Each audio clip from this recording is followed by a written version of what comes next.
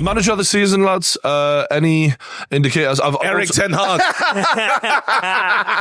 I was going to say we're going to throw in a few other awards like underachiever, overachiever, most promising, maybe first to get sacked. We'll talk about a few different options. But is there like a standout for like the manager of the season? I'd go Sean Dyche. I'd go Dyche. Oh snap! Don't mind that. To beating the points deductions. They've had a lot of injuries as well. Everton. I'm going. They would have finished in 10th. They've had a lot of injuries, and as well, like, let's be honest, I don't want to be offensive to Everton fans. They will take offence to it. They've not got a great squad anyway. No, do you know what I mean? They know that. It's the worst thing about the points charges is the fucking money that they spent. It's the way they spent the money that they done wrong. Do you know what I mean? It's like, oh God, not only have we spent too much, but we spent it on shit, and yet still Sean Dyche managed to keep him in the league comfortably as well. Let's be really honest. It never looked like Everton were definitely going to go down, did it? No. Did it? No, it always looked like they were going to stay up. What they did that other teams, like, you know what Spurs were supposed to do against Arsenal? They fucked with Liverpool. They killed Liverpool. Liverpool lost the league at Goodison Park. They killed Liverpool. And I'm telling you right now, there's no chance that should have happened. These guys, points deduction, again, dealt with their rivals. That you want to stop your rivals from winning. In Klopp's last season, they ruined Klopp's last season. They never win there. Usually they beat him in the league. Yeah. Usually Liverpool always trounced them in the league. Yeah. They couldn't do it that day. And this was the time when it meant something as well. Yeah. You know, like if you're beating them and they're around fifth, whatever. They spoiled the party. They spoiled the party, and that's exactly what you want as a rival. Here's what I would say about Everton.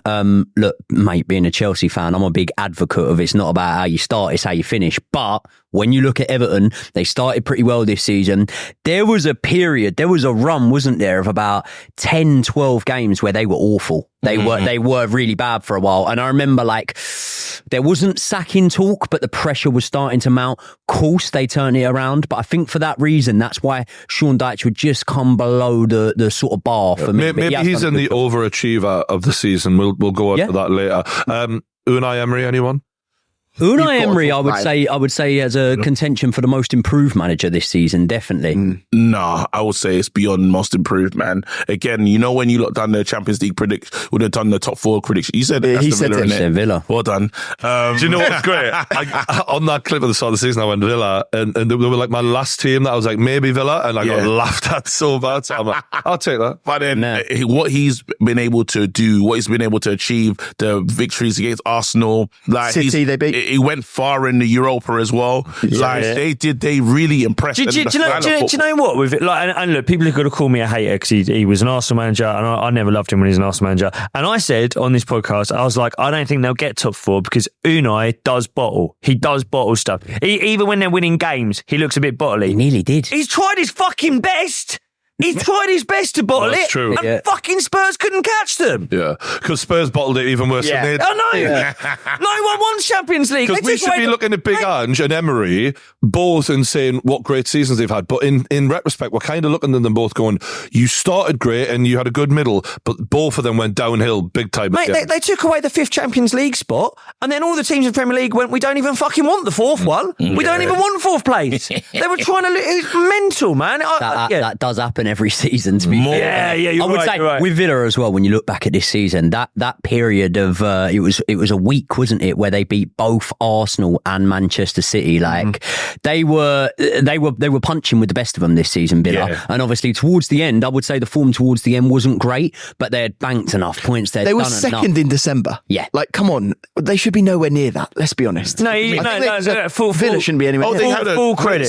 Full credit to Unai. And I always do say this. It's not to discredit Unai, but you have to give the sporting director Monchi a bit of credit as well because they got a great squad. They've made some really smart acquisitions in the summer, and we're going to do team of the season later. But like when you start thinking about team of the season, there's a good few Villa players you could get in there. Ollie Watkins, what a season he's had! They've got some really good. So I think that's the thing about Aston Villa that's most impressive is probably the foundations that have been set now moving forward, because I think that even of course retrospect's easy like to look back, but when you look at Man United finishing third last season, we felt, I personally felt like, okay, cool, things are starting to tick over there, maybe want to, and it didn't happen in that way. When I look at Aston Villa, I've got probably full confidence that they're going to be there or thereabouts next season. They'll be a top 6 side next season. So and although the bar has been set high and you think, God, well, I'd hope so at the back of this season, let's just remember, going back over the last 10 years or so, they're in the Championship not long ago. So it's hard, though. The one thing I will say is it's hard trying to do it again. So it's like that season Brighton had. Everyone thought Brighton, well, this is it. This is the trajectory of this club now. And you can't. That's when you know you're a super big club, when you just keep going back there, because it's the player mentality. Like, I thought their bums were going to go at the end of the season. They weren't going to be able to complete, and pie in my face, I was totally wrong. These guys had enough energy, but next season we go again, and that is the hardest thing to replicate. That's the hardest thing for most teams. The difference there with Brighton, though, is Brighton get their squad ripped apart at the end of each season, and Brighton very much are overachieving in terms of the size of the club, the stature and whatnot, the money, the wage list. When you look at Aston Villa's team, right, I'm not saying someone might not come in for Emi Martinez. I'm not saying a big club at Liverpool might need a number 9. Someone might come in for Ollie Watkins. But what I'm saying is it's not that sort of thing as the season ends and the vultures descend and their squad gets ripped apart. Yeah. I think Villa are there or thereabouts to stay. So why would you leave Villa at this point? Well, it's like we were hearing about Jack Grealish, right? We were hearing about Jack Grealish being linked with Chelsea. And I was looking at it and I was going, if I was Jack Grealish, I'd go back to Villa. And I'm a Chelsea fan saying that. But of course, it's more so because you've got the historical ties there. But it depends on who, though, because you guys are saying this now. If take Man United out the running, if Arsenal come in and say, hey, we want that striker, the player wants to go. If Real Madrid come in and say, hey, that midfielder right there in the mid, like, we want him, they're going. Like it or not, there'll still be a player wants to go, but the board doesn't need the money. Yes, but the players, you can't stop the players feeling the way they want. That's the difference again. To just use the Brighton analogy of that. Players were leaving Brighton for teams that finished below them in the league. Yeah. So you've just used the analogy. If Real Madrid come in for something, yeah, of course, wherever you are, if Real Madrid come in for you, you're going to go. What I'm saying is, there's no team that finished below Villa in the league this season that are taking their players. Chelsea can come in for any Villa player they want this season, and they'll probably get them. I don't think they will. I don't think they would. Get them. I don't think they would. The board need to sell. They will get him. There's a player. If a player wants to, sorry, who need to sell? Sorry, as in, I don't think Villa need to sell to Chelsea to raise money to then reinvest in the squad. I don't think they need to do that with the amount of money that they brought in this year. Looking at Villa's wage bill, it's identical to Tottenham. So they're both 7th and 6th. Is in the top wages outlaid. Chelsea are spending about 30 to 40 million more a year than those two. So I think that they're doing well pound for pound. Both of those clubs. In terms of overachieving, Jurgen Klopp, maybe. Does he deserve a nod here? What did he achieve? To get third place, given what we were thinking at the start of the season, I was surprised at how they performed throughout the season. I know they flopped at the end. Yeah, I mean, I expect them to look good, but they really mounted a serious title challenge for a while there. And given the squad they've got, I just didn't think that was on the card. I feel like it evens itself out over the season. Yeah, that's they did better than we expected them to do, and then worse than we expected them to do. And then they finished where you'd expect. I think they've got the third best squad in the league, Liverpool, and they've finished third. I do agree with you. When they were in the title race, I was like, wow, this is seriously impressive. If you manage to do this with a much worse squad than City, and I think maybe a worse squad than Arsenal, fucking fair play, but then they didn't do it. I don't know, because you still got them, like, as you said, the foundation that is laid. I just thought Liverpool underachieved the season before. I expected them to be back involved. I expected them to do these things. So I was kind of like, when people were writing Liverpool off the top 4, I thought, that's really strange. This is the second best manager in the Premier League. This is the only manager that is now Arteta that has pushed Pep to the wire, or made even Pep be somewhat concerned. So I expected him, with how Pep designs, we still holding on to Salah. We're bringing in, Diaz. They've had a few injuries. Núñez gets another season. You expected Liverpool. I just thought they were going to be involved. They should have got more trophies. I think they should have won the Europa League. They really should have won the Europa League. That for me, they've actually kind of underachieved. That's why I was going to put them there. I was going to put him in the underachieving thing, because I expected more. We're talking about a team that we're talking about the last dance and winning everything. They had big plans for a parade, and they had to make that in stadium, bro. I'm telling you now, this is not brilliant. I can't laugh about preparing, celebrating, not celebrating. Bro, at 4 o'clock today, saying I've got it in my calendar to go on a fucking trophy parade in Islington. So Well, you're not listen. But when you have to bring out, the party, that foldable table, and they put all the little trophies on it, it was sad. It's a sad way to end it. These guys did not. You can't put them in for what we saying, manager overachieving. No. And look, so no one's definitively said this is the guy, which is quite interesting. Emery, Pep Guardiola won the title. Are we all agreeing that he shouldn't be the guy? No. Yeah, no. He shouldn't be the guy. No point. It's too easy. Can I give an honourable mention? Who's not going to get it because he wasn't there for the whole season, but... And now, a word from our sponsors. If you're looking for a change of career, then our partners, Course Careers, is a great place to go. They'll help you get tangible skills in things like software development, tech sales, digital advertising, and more. And we've had loads of positive feedback from you lot, particularly on the software development course. And if any of you lot want to get involved, you can start learning now for free by clicking the link in the description below. Crystal Yeah. Palace. Like, mate, since he came in there, because he had a little bit of a rough start, and then all of a sudden it did align with sort of key players coming back from injury, and they've always had a good nucleus there, Palace, haven't they? They've always had that good midfield and good attacking players. But when you see the way that they're winning games now, like 6 wins in their last 7, in that time they've beat Man United, Newcastle, they've beat Aston Villa, they've beat Liverpool. They're winning games now under his management. Since they started winning games in those spells, quite a few of those wins are by 3+ goals as well. Yeah. 4 past Man United, putting 5 past Villa on the final day of the season. Mateta, he was a striker that I looked at when he played against Chelsea, and I sort of looked at him and I thought, you're a diamond in the rough. There's something there, but his numbers did not correlate in the slightest. And then now he's found that bit of form. So although I don't think he'd ever be a shout for manager of the season, if we're going on about, we said about sort of foundations of Aston Villa that have been put in place now. If Crystal Palace can keep hold of players, they could do something next season.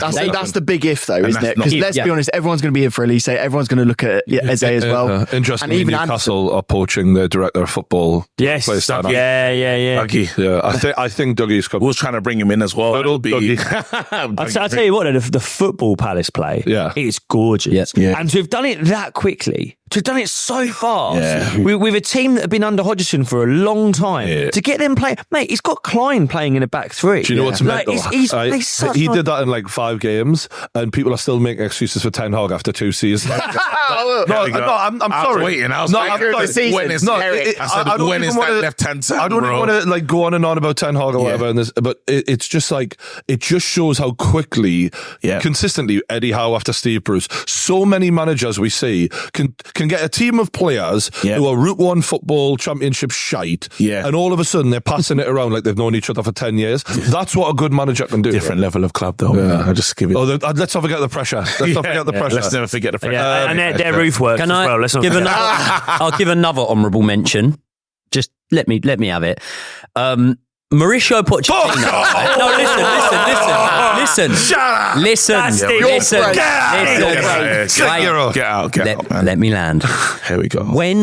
I always say this, time's the best storyteller. If potentially we're in a position within the next sort of 2 seasons or so where we are up there, we are a top 14, which of course the money we've spent should be invested. I think that you'll look back at this season, no way is he anywhere near contention for manager of the season, but I think you'll look back at this season and go, do you know what? That was turbulent, and you weathered a storm there.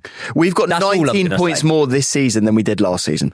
Because you were 12 last season, mate. It's a big turnaround.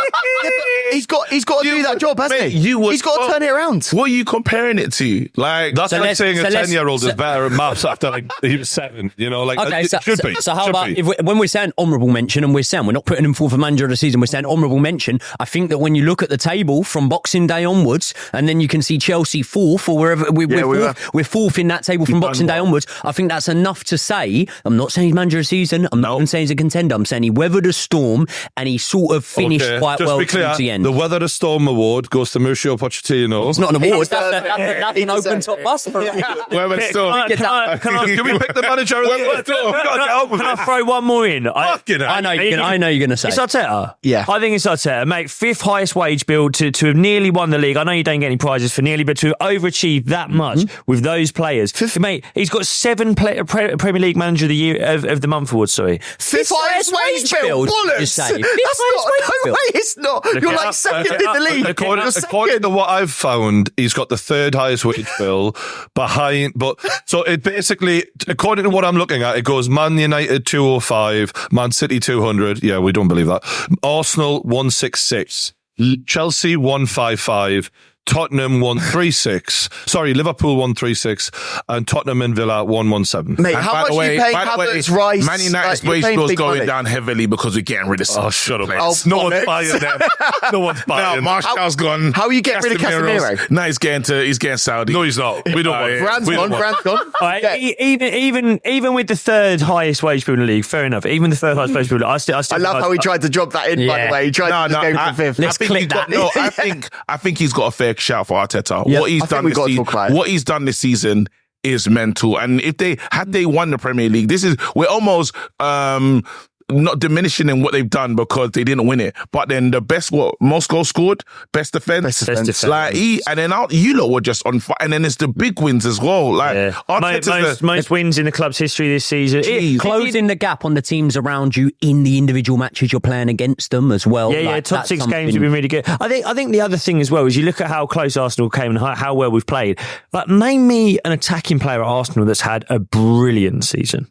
Can't. Oh, Kai Havertz? Yeah. Do you know what? You do go about Saka as well. I think Saka's been good, but he's not been amazing. Like, I don't think this has been Saka's best season. I think he was better. Yeah, by his own standards, but compared to everyone else, compared to everyone else, you know what? I did say it, Arteta should be the manager.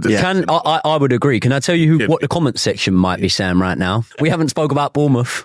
Like Areola's, is it Areola? He's Areola is that bit. Yeah.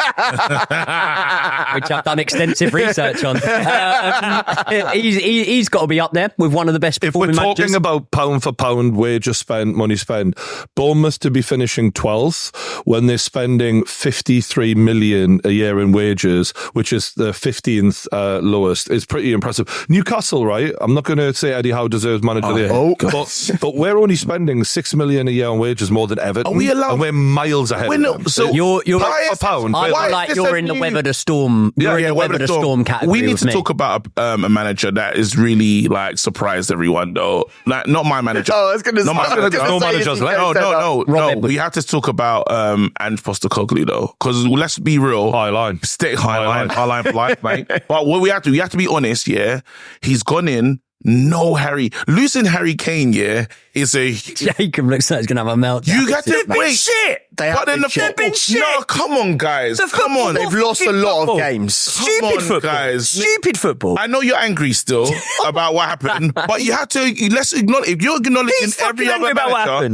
acknowledging every other manager, what he's done this season, we had no expectation. Mate, he's calling them bottlers. He's calling them bottlers. He hates them. He's fallen out with the fucking fan. No, but you're telling me that it wasn't... I get that the game... Has he overachieved? Question. Has he overachieved? I think he's done what he expects. He hasn't achieved. He expects him to finish top 5, which would have been a Champions League spot. I have to... Right, before the season started, I was like, these motherfuckers look mid-table right now. Obviously, they spent some money, but they played a lot better football than previous managers. And yes, he completely fell away at the end. But if overall at the start of the season, would I have said 5th was good for them? Damn right. Why they got 5th? They got 5th because you guys are shit. They got 5th because United and Chelsea are shit. They didn't get 5th because they were good. Chelsea done double over them. Again, they've tried their fucking damnedest to make a Champions League. They're running from the Champions League. I would have said 8th. Before a ball was kicked, I was thinking 8th at the start of the season for Spurs. So to then say they finish 5th, I think's good. But again, when I come back to it's not about how you start, it's about how you finish. I have now been left with more questions than answers from Spurs. And there was a point in the season... And Ange specifically. And there was a point in the season when I didn't think I'd be saying that towards the end. I really, really rated Spurs up until sort of Christmas. Do we think that this season is as great as it started has ended horrifically? Because that moment where he's having a back and forth with fans and clearly in a bit of a state of crisis about like, what the fuck is this football club? He also questioned the board as well, he's by the way. Questioning everyone. Well, he actually, and the scary thing should be for Spurs fans is he wasn't giving off the vibe of I really want to be here. No. Like it was bad. Can I tell you exact words, there's problems inside and outside. So that's talking about the fans and the inside, whether that means players, whether that means coaching, the whole staff. mentality. Mate, he looks like he wants out. And I'll tell you what, if I was Man United and you want someone to come and change culture. I'm lying, mate. Seeing Harry Maguire the highlight would be beautiful, to be fair. On a serious note, I think we're doing him a little bit of a disservice. Can he handle big clubs? And I'm saying that because he looked in that moment out of his depth of what he was going through. We find out when he goes Liverpool fans said that should be our manager. That guy wants to compete. The greatest thing about what he did that day was said, "What's wrong with you pricks?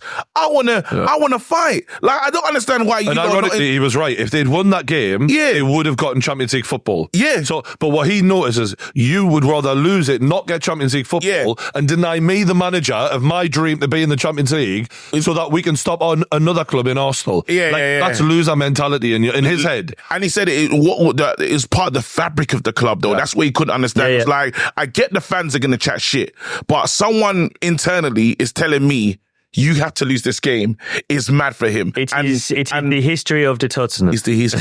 I think that more losses than Chelsea. Okay, we need to wrap this up. We've named every fucking manager, by the way. I don't think there's one manager in the Premier League. So quick one, just quick answers around the table. So we're going to manager of the year overall. Arteta. Arteta. I'd go Emery personally. I'll go Arteta, but I think Emery close second. I'd agree with that. In terms of most improved, anyone? Most improved, Glasner. Gary O'Neill deserves a shout.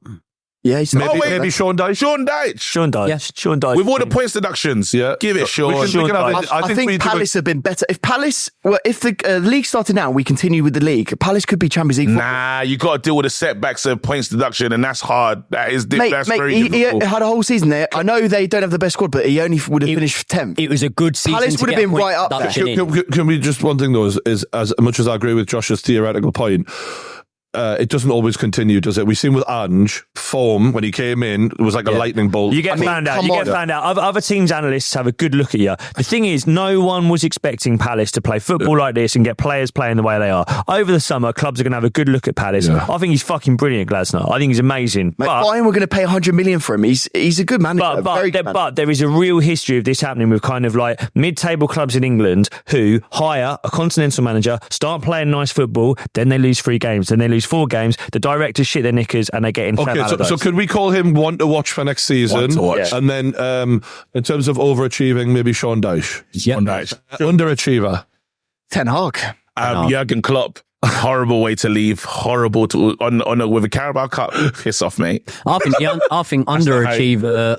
Vincent Kompany's in there as well. I think De Zerbi as well. We got to talk about, by the way. Oh, I disagree. I've never rated Eddie Howe. I think Eddie Howe's underachieved as well. What we thought. KG, where the fuck are you going? It's Ten Hag. It's 10. No. Get the wage bill taken up. Get the wage bill taken up. They've got the second biggest wage. It's number one. It's not even second biggest. Off, mate. With all the injuries, bro. If we win the FA Cup, you're calling out Eddie Howe had more injuries. If we win the FA Cup, that's back-to-back titles, mate. So you ain't winning the FA Cup.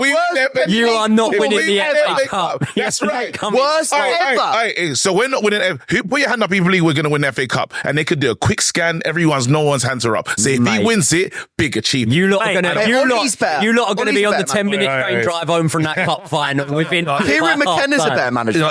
Fuck off. If Man United do win the FA Cup, it would be a decent achievement. It's a big achievement. But it does not erase. But they won't. You're not going to win. If Arteta wins So remember this shit, guys. Remember this shit because if we do, now you got to call him. Now, yes. What do you mean if? Yes, because he would have won more titles. He would have more silverware than Arteta. He won't. If Arteta wins Miss Universe tomorrow, that's a fucking achievement. But he won't. But we got a chance. We got a chance and we might do it. And I think we can, bro. Clip this. I think we can, bro. I do. Do you? I think we can.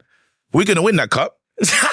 Go on, KG, you're drunk. We're going to win it. We're going to win Just it. acknowledge you haven't won it yet, and we're grading off the season. And right now, he's up there for overachiever. This is the worst season in Premier League history for any Manchester United manager. That is a fact. He's up there. And for the first time ever, sorry to bring this up, you did actually finish underneath Newcastle. Yeah. That is the first time that's ever happened. Yeah. Look how happy he is. Look how happy he Are is. you okay with that? Lowest league standing in the Premier League. No. This guy's a scumbag. I've been looking for him for weeks, bro. We won the Dan Ashworth, what do you call it? We won the Dan Ashworth Classico, bro. We played you guys and we beat you guys, yeah? You've got more missed calls off KG. Yeah. Missed calls in his phone. I've been calling this guy for weeks, bro. Can we just say 23 goals Newcastle goal difference? Yeah. Manchester United -1. No. For the first time ever. For the first time ever, the highest United is Newcastle United. So from now on, lad, whenever any of you say United, you're talking about United. This is who you're talking about. There's only one United. No, it's Newcastle United. Get in there. Get up there. I hate everything this guy's doing, bro. I can't stand it. No, on a serious note, I never disliked Newcastle, Now.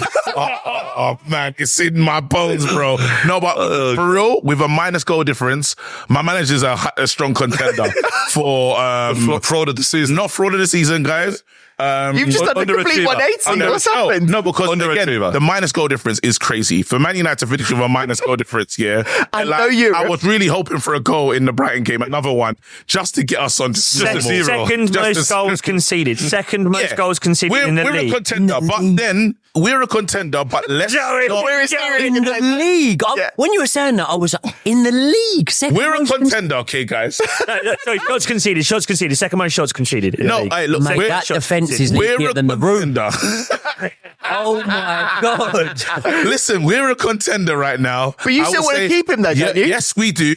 And Jurgen, hold on. I want you to keep him. I want you to keep him, man. Listen, I love Ted. Jurgen Klopp's got to be in there because I think they underachieved, personally. So what, is it just Ten Hag versus Klopp? Because this is a really easy there's a few. Wait, hold on. Who else up there? Klopp won silverware.